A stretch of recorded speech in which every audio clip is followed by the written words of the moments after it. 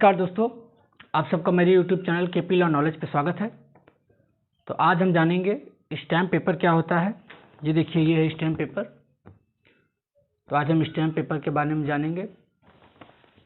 तो मेरा आज का वीडियो इस स्टैम्प पे आधारित है। तो आज हम दो प्रकार के स्टैम्प होते हैं, एक ई स्टाम्प पेपर होता है, एक स्टाम्प पेपर होता है। तो अभी स्टाम्प पेपर आया, ई स्टाम्प पेपर अभी आया है, जो ऑनलाइन भी निकाला जा सकता है। तो ऑनलाइन भी हर जगह से नहीं निकाला जा सकता है। तो आइए हम वीडियो को शुरू करते हैं। वीडियो शुरू करने से पहले हम आपसे रिक्वेस्ट करेंगे, हमारे चैनल को सब्सक्राइब करें और बेल आइकन जरूर प्रेस करें, ताकि मेरा नया वीडियो का अपडेट आपके पास जरूर पहुंचे। आइए वीडियो को शुरू करते हैं।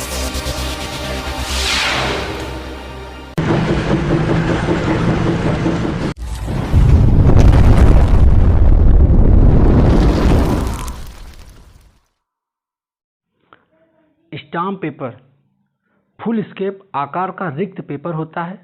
यह राजस्व स्टाम्प के साथ मुद्रित पाया जाता है, जैसे कि मुद्रा नोटों में अंकित होता है या अधिसूचित मूल्य के पोस्टल स्टैम्प्स पर, जैसे 10 रुपये, 20 रुपये, 50 रुपये, 100 रुपये, 500 रुपये और इससे भी अधिक के मौजूद हैं, और यह दुनिया भर में सरकार द्वारा जारी किया जाता है। प्रत्येक स्टाम्प पेपर का एक मौद्रिक मूल्य होता है, फिर भी ना यह एक पराक्रम साधन है और ना ही इसे मुद्रा नोटों की तरह एक्सचेंज किया जा सकता है।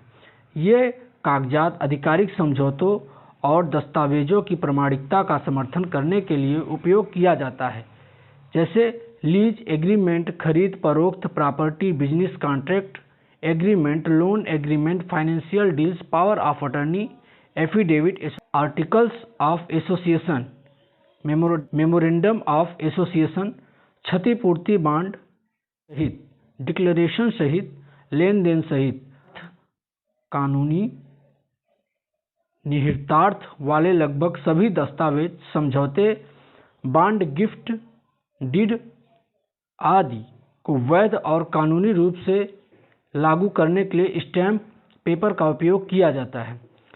चाहे आप दैनिक व्यापार, लेन देन, दस्तावेजीकरण कर रहे हो, या आप कुछ आगामी परियोजनाओं आदि के लिए एक समझौते को निष्पादित करने जा रहे हो, स्टैम्प पेपर का उपयोग अनिवार्य है। कानूनी रूप से वैध बनाने के लिए किसी समझौते के बावजूद इस समझौते को कानूनी मंजूरी देने के लिए स्टैम्प पेपर का उपयोग आवश्यक है।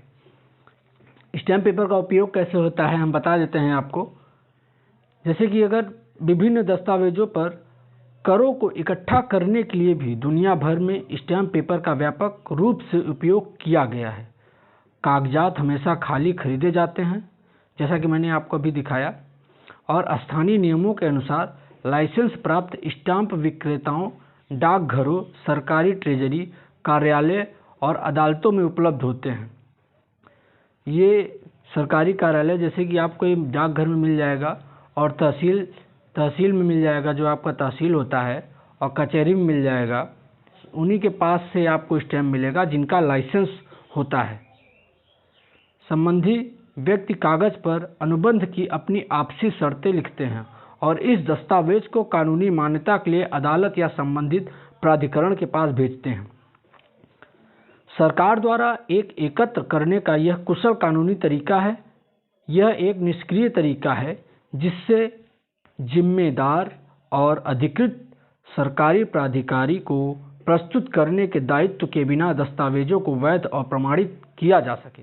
स्टैम्प दो प्रकार के होते हैं, जैसा पहला एक न्यायिक स्टैम्प पेपर और दूसरा गैर न्यायिक स्टैम्प पेपर। तो न्यायिक स्टैम्प पेपर हम जानते हैं पहले में।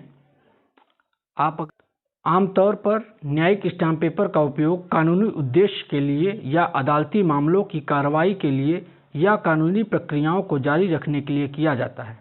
इन स्टाम्प पेपरों को कोर्ट फीस स्टाम्प पेपर के रूप में भी जाना जाता है। नकद लेन देन से बचने के लिए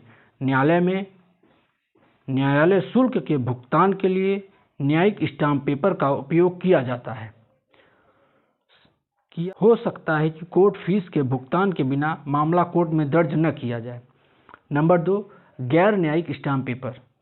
गैर न्यायिक स्टाम्प पेपर का उपयोग आमतौर पर पावर ऑफ अटर्नी, बिक्री विलेख, किराया समझौते, शपथ पत्र, अचल संपत्ति के हस्तांतरण जैसे भवन, भूमि बांड या अन्य महत्वपूर्ण समझौते, शपथ पत्र पर ऋण सुरक्षा आदि के लिए किया जाता है। स्टाम्प शुल्क की वसूली के लिए सरकार द्वारा निर्धारित दरों के अनुसार टिकटों का उपयोग किया जाता है। जैसे वर्तमान में जैसे 10 रुपये, 20 रुपये, 50 रुपये, 100 रुपये। गैर न्यायिक स्टाम्प पेपर उपलब्ध हैं 500 के, 1000, 5000, 10,000, 15,000, 20,000 और 25,000 के भी उपलब्ध हैं। स्टाम्प ड्यूटी का भुगतान करते समय आपको एक निश्चित लेन देन के लिए स्टाम्प शुल्क के आवश्यक मूल्य के बारे में सुनिश्चित होना अति आवश्यक होता है। लेवेलेबल बकाया का पता लगाए बिना आपको स्टैम्प पेपर या स्टैम्प नहीं खरीदना चाहिए और न ही फ्रैंकिंग या ई स्टैंपिंग के लिए जाना चाहिए, क्योंकि या तो आप ओवरपे कर सकते हैं और यदि आप कम उपयोग करते हैं तो आप पेनाल्टी के लिए उत्तरदायी हो सकते हैं। स्टाम्प पेपर कैसे खरीदा जा सकता है हम आपको बताते हैं। स्टाम्प ड्यूटी का भुगतान करने या अनुसूचित स्टाम्प राजस्व का भुगतान करने के लिए स्टाम्प पेपर खरीदने की औपचारिकता को पूरा करने के 3 अलग तरीके हैं। नंबर 1, स्टाम्प पेपर खरीदना, पारंपरिक स्टाम्प पेपर हो या ई स्टाम्प पेपर हो। Number 2, franking. नंबर 3, चिपकाने वाला टिकट। इन सभी तरीकों से आप दस्तावेज को कानूनी रूप से लागू करने के लिए सरकार को स्टैम्प शुल्क का भुगतान कर सकते हैं। आजकल अधिकृत स्टाम्प विक्रेताओं से स्टाम्प पेपर खरीदने के बजाय ई स्टाम्प का उपयोग भी किया जा सकता है। ई स्टाम्प एक कंप्यूटर आधारित व्यवस्था है और संबंधित सरकार को गैर न्यायिक स्टाम्प शुल्क का भुगतान करने के मामले में अधिक सुरक्षित है। प्रचलित भौतिक स्टाम्प पेपर तेजी से ई स्टाम्पिंग द्वारा प्रतिस्थापित हो रहा है। ई स्टाम्पिंग हर विशिष्ट कागजात को प्रमाणित करने के लिए विशिष्ट पहचान संख्या भी देती है। एक स्टाम्प का मूल्य कानून के निर्देश के तहत निर्धारित प्रारूप में प्रयोग किया जाना है और यह उसकी बिक्री विलेख मूल्य के आधार पर एक लेन देन से दूसरे से भिन्न होगा। कम भुगतान करने पर दस्तावेज लागू नहीं हो सकता है और या तो यह अमान्य हो सकता है या आपको स्टैम्प अधिनियम के तहत जुर्माना देना पड़ सकता है।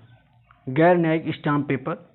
नंबर 1, ई स्टाम्प पेपर और पारंपरिक stamp paper. E stamp paper और पारंपरिक स्टाम्प पेपर भी गैर न्यायिक स्टाम्प पेपर है। ई स्टैंपिंग एक कंप्यूटर आधारित अनुप्रयोग है और ई स्टाम्प केवल कुछ बैंकों और सहकारी समितियों में उपलब्ध है। हमें इस पर अनुबंध समझौतों को लिखने के लिए एक ई स्टाम्प खरीदना होगा। ई मुद्रांकन। ई स्टाम्पिंग अपनी सुरक्षा और पूर्ण पारदर्शिता के लिए हर दिन लोकप्रिय हो रहा है। सभी राज्य सरकार stock holding corporation of India limited के माध्यम से ई स्टाम्पिंग की सुविधा शुरू हो रही है। अधिकतर यह सुविधा राज्यों में सभी जिलों और ब्लॉक मुख्यालयों में उप पंजीयक के कार्यालय में उपलब्ध है। इसलिए दस्तावेज के पंजीकरण के लिए जाने वाले व्यक्ति के पास साइट पर शुल्क का भुगतान करने की सुविधा का लाभ उठाने का विकल्प होगा। इस प्रकार ई स्टाम्पिंग प्रमाण पत्र तत्काल उपलब्ध कराया जाता है। Number 2, franking. फ्रैंकिंग दस्तावेज पर एक निशान को छापने की तकनीक है जो यह दर्शाता है कि लेन देन के लिए स्टाम्प शुल्क पहले ही भुगतान किया गया है। कई सब रजिस्ट्रार कार्यालयों में फ्रैंकिंग मशीनें स्थापित हैं। अपेक्षित स्टाम्प शुल्क की प्राप्ति के बाद अधिकृत अधिकारी दस्तावेज को जमा कराता है और आवेदक से पैसे की प्राप्ति को भी अधिकृत करता है। अपने पास से आपके दस्तावेज को मान्य करने के लिए फ्रैंकिंग सुविधा की उपलब्ध नहीं हो सकती है क्योंकि यह अब तक अनियमित रूप से उपलब्ध नहीं है। नंबर 3, चिपकाने वाला टिकट।